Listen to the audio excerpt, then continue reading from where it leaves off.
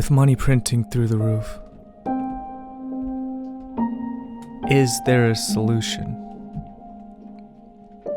I want to send money, but my bank is closed on a holiday. Could there be a solution? I want to store gold, but then they'll just dig more. I want to hold money under my mattress, but the government may come and take it.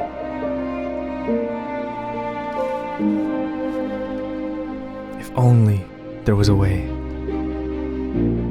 A solution, a peer-to-peer transacting network, fully decentralized, solved with equations, where we only need to trust math and not a middleman.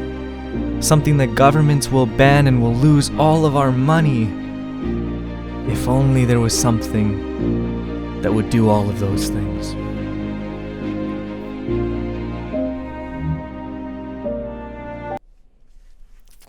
And the answer is Bitcoin. Thank you very much for watching. Hit that like button and subscribe to thefuture.crypto. No, I'm just joking, of course, but you're here because you have heard about cryptocurrency. Bitcoin this, Bitcoin that, Bitcoin's going to the moon, Bitcoin's a bubble, Bitcoin's going to zero, Bitcoin's going to $1 million. We have heard it all. So what is Bitcoin, and is it too late to get into it? The short answer is no, but we're going to talk about that real quick in this video. Now, the first time I heard about Bitcoin was in 2015. I got pretty into it when I built my first computer, and I was seriously considering mining. And I remember telling my friend at the time, a bunch of us were talking in university, and I told my friend that I was thinking of mining it. And they're like, yeah, that's good because we have free electricity. But then my one friend said, like, I don't believe in Bitcoin. It's a bubble. It's not going to work. And I just honestly never set it up. And that's one of those things where you kind of... It cuts deep, but that's okay because a couple years later I heard of Bitcoin in 2017, and this is actually something that I'm sometimes ashamed to say when I got into Bitcoin, because the first Bitcoin I bought was right after Christmas of 2017, which, as some of you may know, was the peak of the bull run.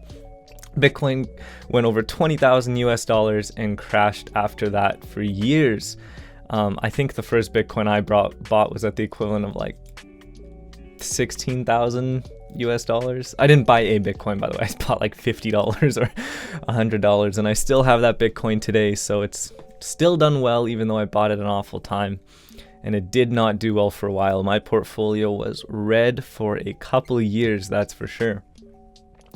But anyways, here's the question. Is it too late to buy Bitcoin now? And the answer is no.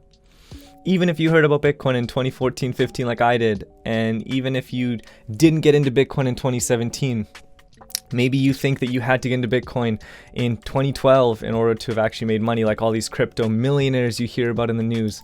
But that's just not true. The thing is that if you are hearing about crypto today, you have the chance to be an early adopter in the space.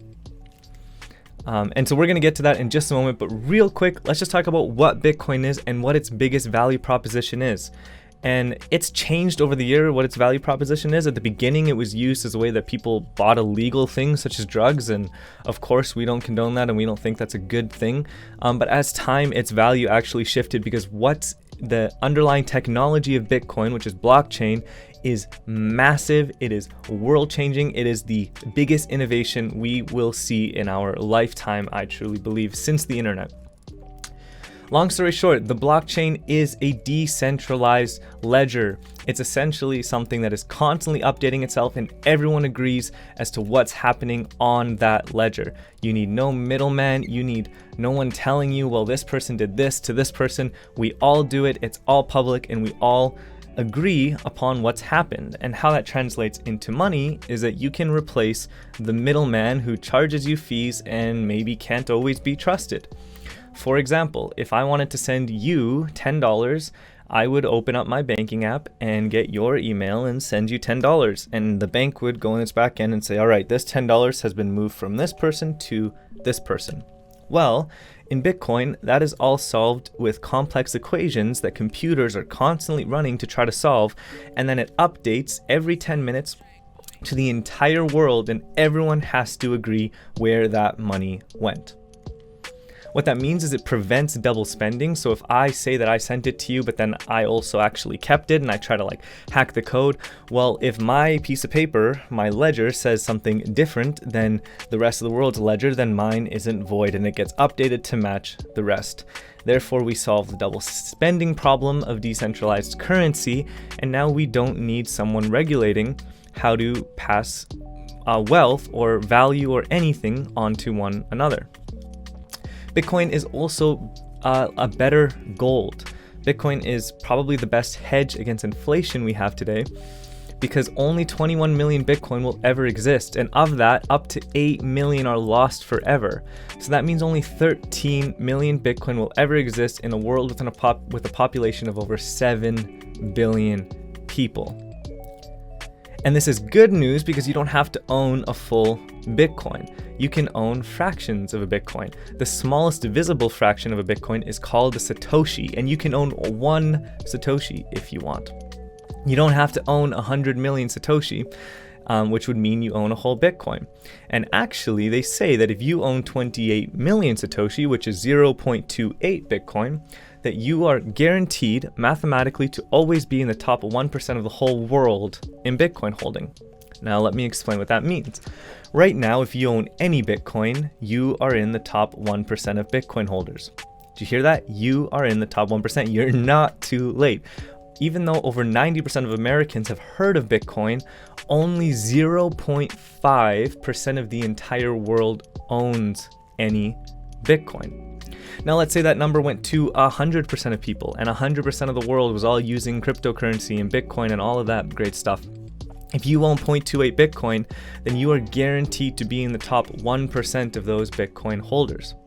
Now that's not the goal. The goal is not just to be in the top 1%, but I'm just trying to paint the case that it's still early to get into Bitcoin if you are looking into Bitcoin in 2021.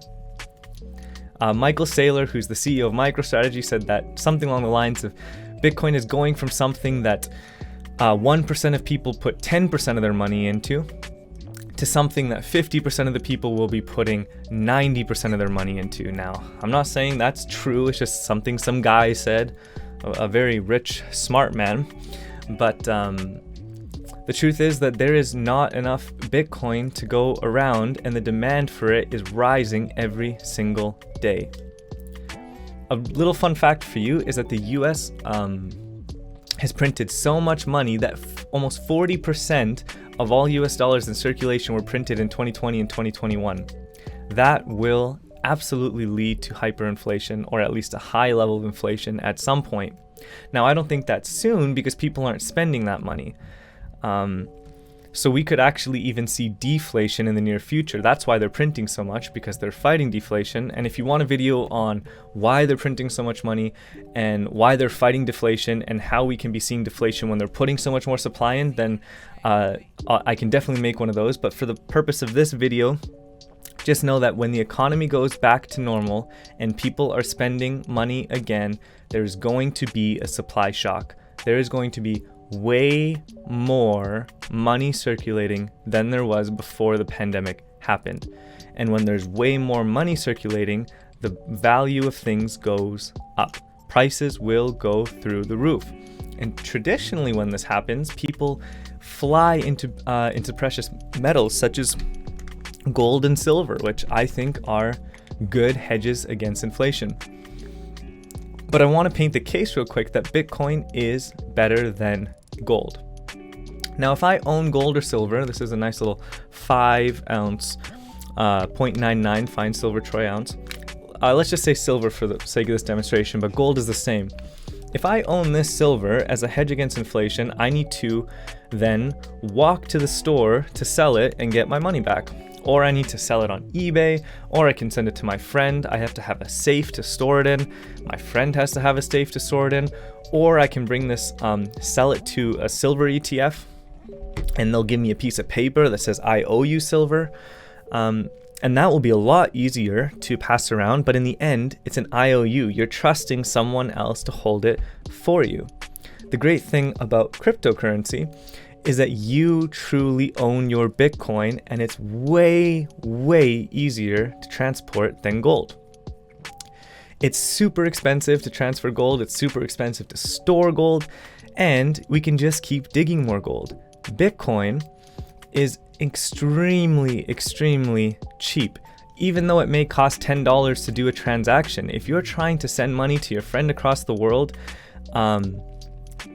it's a really great value proposition because you have no middleman you have to trust, no IOUs, no one that you have to wait. Like, for example, today is Family Day in Canada, so I can't send money in my bank account because the bank is closed. But if I want to send Bitcoin somewhere, it is always, the blockchain is always, always, always running. And it's way cheaper than gold and even more finite than gold. I love gold and silver, but the thing is there's a lot of gold that we know about that's too expensive to mine. And as the gold price increases, it will incentivize people to then mine that said gold, and then we'll have more supply of gold. So it's kind of a bit of a catch-22. So long story short, I'm just a guy on the internet. I'm not a financial advisor. All of this is stuff that I really love studying and I look into deeply, but don't take some young guy on the internet's word for it. Go do the research yourself. But Bitcoin is, in my opinion, the best asset of 2021. I think it will outperform the stock market. I think it will outperform holding cash. I think it will outperform precious metals. And I think that if you come into crypto in 2021, you are still early. We could see Bitcoin hitting prices of over $300,000. We could see Bitcoin correct back down to $30,000. Who really knows? I personally think we'll see over $300,000 Bitcoin this year before seeing a major correction. Of course, we'll have small corrections along the whole way. But if you're in it for the long term and you can ride the volatility of Bitcoin out, we're all hoping, and we know that with how finite it truly is and the technology that's taking over the world, that we could see one Bitcoin being up to $100 million. So if you buy today, just know that you are early. It is never too late to buy crypto.